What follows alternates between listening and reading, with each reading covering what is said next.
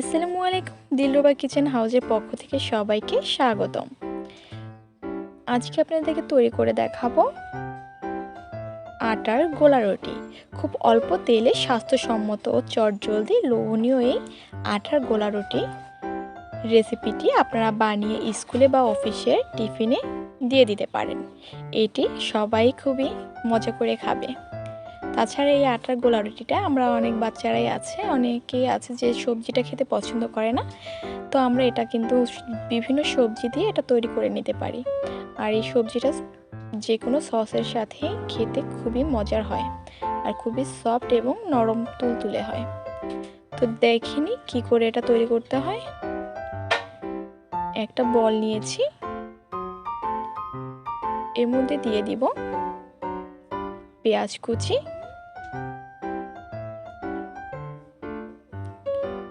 Tomato কুচি, গাজর কুচি, বাঁধাকপি কুচি,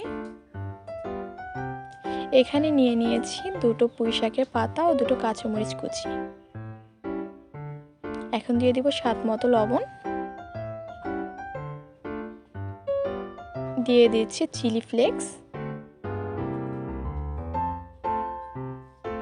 আর দিয়ে দিব চিকেন মশলা। এখন এই সব কয়টি উপকরণ ভালো করে একটি হ্যান্ড উইক্স দিয়ে মিশিয়ে নেব। আপনারা চাইলে এখানে হাত দিয়েও ভালো করে মিশিয়ে নিতে পারেন। তো এখন এটাকে হ্যান্ড উইক্স দিয়ে ভালো করে মিশিয়ে নিতে হবে।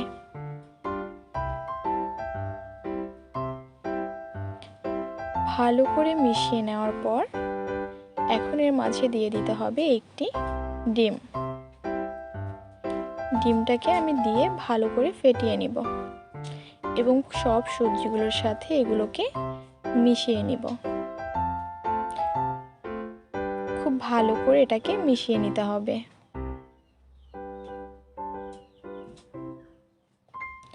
দেখেন আমার কিন্তু এটাকে খুব ভালো করে মিশিয়ে নেওয়া হয়ে গেছে। এখন আমাকে এটা একটু রেখে এখন আমাকে এটার মধ্যে দিয়ে দিতে হবে পরিমাণ মতো নর্মাল তাপমাত্রার পানি। পানিটা দিয়ে সবজিগুলোকে ভালো করে ডিমের সাথে মিশিয়ে নিব।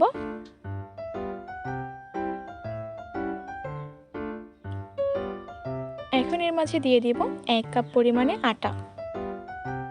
আপনারা চাইলে এখানে আটা, ময়দা বা গমের আটা, আপনারা যে খুশি যেটা খান মানে সেটাই মিশিয়ে নিতে পারেন। ভালো করে মিশিয়ে নিব। আমি এটাকে মিশিয়ে নেওয়ার পর আমার এখানে আরও পানি দরকার, তো আমার যতটুকু পানি লাগবে আমি অল্প অল্প করে ব্যাটারটা করব এবং পরিমাণ মতো পানি দিয়ে দিয়ে মিশিয়ে নিব। আপনাদের কম বেশি যতটুকু লাগে এটাকে ভালো করে পানি দিয়ে মিশিয়ে নিতে হবে। আপনারা যদি চান বেশি বানাবেন তাহলে সব কিছুর পরিমাণ বেশি নিতে হবে, আর যদি কম বানান তাহলে সেই অনুযায়ী আপনাকে নিতে হবে। তো আমি এখন এটাকে ভালো করে মিশিয়ে নিচ্ছি।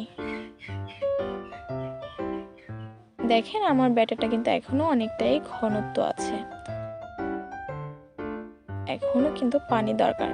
তো আমি এটাকে ভালো করে আর একটু মিশিয়ে নিয়ে ফেটিয়ে নিব যাতে এটা একটু ফ্লাফি হয়। তো এখন এখানে আমি আরো অল্প একটু পানি মিক্সড করব। পানি দিয়েছি, পানিটা দিয়ে ভালো করে মিশিয়ে নিব। এখন মিশিয়ে নেওয়া হয়ে গিয়েছে। এখন আপনাদেরকে দেখাচ্ছি ব্যাটারটা কিরকম হয়েছে। দেখেন আমার ব্যাটারটা কিন্তু পারফেক্ট ভাবে তৈরি হয়েছে। এখন এটাকে একটু চামচ দিয়ে নেড়ে চেড়ে নিচ্ছি। আমার ব্যাটারটা রেডি। এখন আমি এটাকে চুলায় ভাজবো। ভেজে নেওয়ার জন্য চুলায় একটি প্যান বসিয়েছি। এখানে হালকা একটু অয়েল দিয়ে ভালো করে ব্রাশ করে নিতে হবে। তো এখন আমি এখানে 2 চামচ ব্যাটার দিয়ে চারপাশে ছড়িয়ে দিচ্ছি যাতে এটা দেখতে গোলাকৃতির হয়। তো এটা দেখবেন যখনই হয়ে আসবে তখন কিন্তু নিচে থেকে কালারটা চেঞ্জ হয়ে আসবে। দেখেন আমারটা কিন্তু কালারটা চেঞ্জ হয়ে আসছে। এখন আমি এটাকে উল্টে পাল্টিয়ে ভেজে নেব।